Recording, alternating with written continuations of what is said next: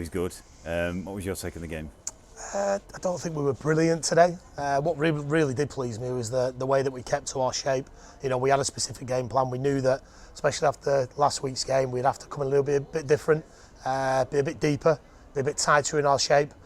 Look at the breaking away and getting goals. I thought first half we did that, and it was a free goal when Greg goes off and the keeper goes in and Dontai scores. Second goal's brilliant. Then we finish on top. There was a few words said at half time. I felt that we could be better in key areas. We came out second half and I don't think we was better in key areas, and the substitutes came on and didn't really strengthen it. And that's nothing against the individuals. It just looked a little bit lacklustre. But saying that, Tim, the lads defended brilliantly and they really had a go. Fair play to Chris. He made some changes. He was brave with his subs and they came and had a go. And you can credit him. We're happy with another 3 points, and that's all that matters at this stage of the season. Yeah, the incident that saw Greg Hall go off, we were right behind that goal. The ball came, great ball in. Dontai got a brilliant bullet header down to the bottom left-hand corner. Greg saved it. And if I told you the noise sounded like someone had kicked the bottom of the post, and that was his head making contact. Firstly, me and Greg have had our moments over the last few years, but no one wants to see anyone injured, and we want to, send him our best wishes, and hopefully he's okay. You don't want to see it. I didn't see the incident, but I knew that it must be wrong because he doesn't come off the pitch unless it's something serious. So hopefully it's nothing too serious, and he makes a speedy recovery. The lad who went in nets did great. He couldn't really do anything with the goals. But you're up against it then, aren't you? And I turned to the bench and said, you literally can't win now because everyone expects you to win. They protected him really well. They limited our shots, especially in the second half, saying that we should have scored, 1 or 2 towards the end. And they were good, but they were explosive on the front foot. They were going forward, and that's where you've really got to credit, the back line. I thought Halls and Jones, and Finn DeGrucci and Woolers when he was at right back, they did really well. But I don't think anybody got over a 6 out of 10 today. But like Charlie Ennis just said to the lads in the dressing room, you come here in November, it's a really difficult place to come to. And last year we came here and we got beat 5-2 and it wasn't nice. Today we've on the back of a 4-1 win in the Manchester Cup. We've scored another 2 and we've won away from home and got another 3 points. So you've got to be delighted. Of course we can pick the balls out of it. Of course you can debate where we are fluent best, where was Potts at his best, what he has been the last few weeks. No, he wasn't. People have had an off day today, but that's okay. That's okay if we get points. The challenge to them is now look at themselves and then can we be better next week? Yeah, there's an adage saying you're doing all right if you play badly and win. I challenge the lads. I say to the lads, like the South Shields, they don't seem to drop points. They won't play well every week, but they don't drop points. And it's nice when you can say that to our lads. And I think that's 1 defeat in 10, is it? We're not dropping too many points, which is good. And if there is a period over the season you drop points, hopefully you've got enough in the bag to keep you where you need to be. But, the start of November, to be top of the league, on the points total we've got, we'll take it. We're really happy. Can we be better? Yeah. Are we looking forward to getting Callum Gribbin back and Donahue and James Vincent? Yeah. Quality players, but we can only do what we can do and beat what's in front of us, and we've done that today.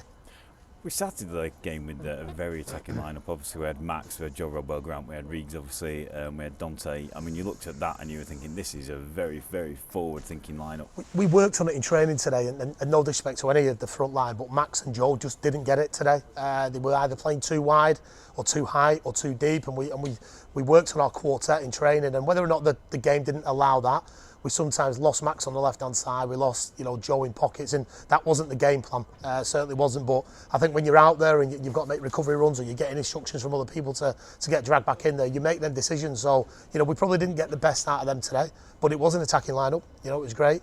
And that was tactical, to come here and try and change it, and it worked, it worked. It might not have worked in the whole performance, but it worked in the results. So, if people had an off day, they'll look at themselves and they'll go, right, need to be better, we'll get in training Tuesday, Thursday, and we'll go again next Saturday. I think it's fair to say we saw the best of Dontai Gabidon today. He was absolutely electric in the first period. Obviously, we mentioned the header. He scored direct from basically it was a great shot, and I think any goalkeeper would have struggled. It was top corner from there. Yeah, it was good. Maybe the summer recruitment wasn't great, but the likes of Gribbin and Dontai now we're finding along the way are really good. So, we're pleased with him. Dontai knew he had a lot to do. He'd come from, Charlton and West Eds and then had to go back there on loan and, spend a bit of time in the gym and be patient and around it and then be 17th man sometimes. But we know what a talent he is. He's got gears, he's got right and left foot, he's got goals in him. And we know he's going to be a great player here. We know he is, but we've just got to make sure we nurture and develop and coach these players best we can do. But again, another lad who's fit straight in the dressing room, top attitude, wants to do better, wants to win football games, loves playing for the football club, and we're enjoying having him.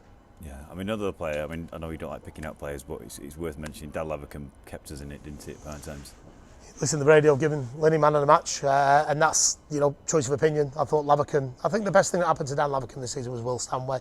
I think Will Stanway's performance away at Warrington opened Dan's eyes a little bit and thought, I need to be the best version of Dan Lavercombe I can be, and his attitude's been great. He's out injured, he sat on the bench, he did his work, he worked with Callum. Will's gone back. I think Dan's gone back in and he's been exceptional. And maybe, players sometimes just need that bit of a boost or a bit of a kick to then realise what they've got. They don't want to throw it away. And Dan's open and honest about everything. I've always said he's the best keeper in the league, but he may have just gone, a little bit sloppy at times, but he's certainly back to his best now. And today's performance was incredible. And I've said to the lads, without Dan today, we wouldn't have won. So that's my man of the match. Yeah, the only time he was beaten, obviously, was from the penalty spot. Did you get a good view of the penalty incident? Yeah, it's not a penalty. It's not a penalty, but Halsey should do better on the first bit, so he shouldn't let it bounce, and he knows that. And he's dead honest. He said the first bit of it's really disappointing. The second bit, I didn't touch him. The really disappointing bit is that we do so much work on our penalties. It was written on Dan's bottle today, the way that the penalty taker was going to go. We'd worked out 3 penalty takers and we knew which one went, and Dan obviously made his mind up, but if he would have gone the way the bottle said, he would have saved it. So it's that's the work of the keeper coach. Sometimes it works, like it did at Liversedge away. Sometimes it doesn't work, and you can't criticise someone for making their own mind up. And we give that autonomy to players. You make your own decisions and then you stand by them. Yeah, but at the end of the day, basically, it was that one goal. It was the penalty that beat us. Otherwise, basically, it showed a different side of FC where it was backs to the wall. Yeah, and I don't think they created too much. I think they fizzed balls across the box. I think they had throw-ins. I think they had corners. There wasn't any one-on-ones where Dan's got to stand up and be big. There was a couple of snapshots. There was a couple of headers that he's made.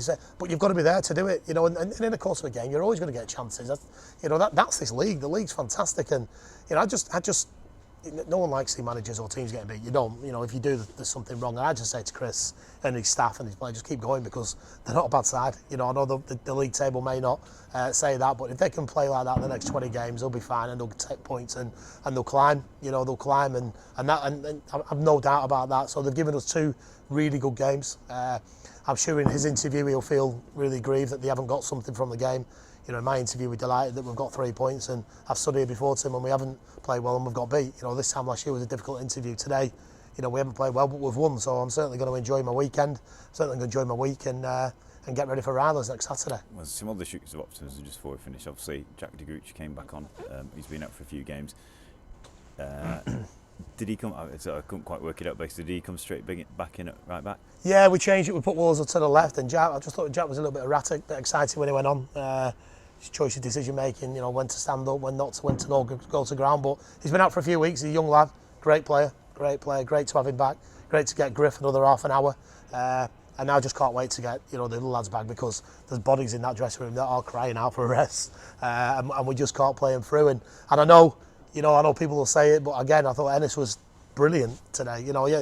People had off days, but he kept going. And when Potts had an off day, Ennis didn't. And I just thought, his leadership skills, and sometimes he's not going to be everywhere, but he's played another game, another 90 minutes, and it just shows what quality that we've got in there, in Potts and Chaz, and then Vinny, Donners, and then Griff. So we're looking forward to getting our options back, Tim, because it's been a tough few months for some lads out there. Yeah. Obviously Vinny and Donners can't be too far off, because they were warming up, weren't they, today? Gribbs and Donners will be back next Saturday. That's a fact. They'll both get through. They'll both get through the training this week. They'll train Tuesday, Thursday. They'll be back. Barring a freak injury, they'll be back. Vinny's probably 2 weeks away, but we're certainly not rushing it, because if it is a tear on his calf, then we want to make sure he's back. And we're obviously a better side when James Vincent plays in our team, so we've got to nurture him back in.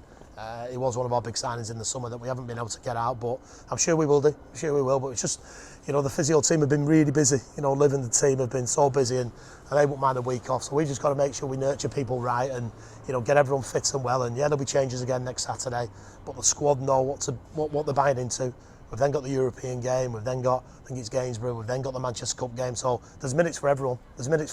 And I'm sure they'll support each other through it. And Yeah, we'll take the 3 today, and we're happy. And just what I'd say, you know, well done to the fans. You know, they kept going, and they are our 12th man. And when things were tough today, they stuck right behind us. And sorry I didn't sing a song from at the end, but you know, I weren't in the mood today. I don't think it was that fluent performance to warrant that.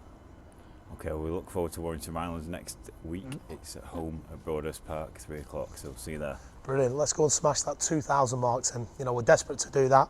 You know, hopefully people are enjoying what they're seeing at the minute. A good week of training, but I need nothing more than to get 2,000 at Broadhurst Park. So if you are listening to the interview, watching the interview, please, you know, cancel your arrangements and get down to BP next week and you know, roll the lads on. Well, just touching on that, obviously we now go into the sort of top flight shutdown because the wonderful Qatari World Cup. So basically, if you are watching this and you don't get down to FC because you're doing other things, then it's a perfect opportunity. Yeah, we need as much sports as we can do. You know, the lads relish it, I relish it, and there's nothing better than seeing, you know, red and white shirts packed into Broadhurst Park. So everyone's welcome. Get yourselves down and cheer on the lads.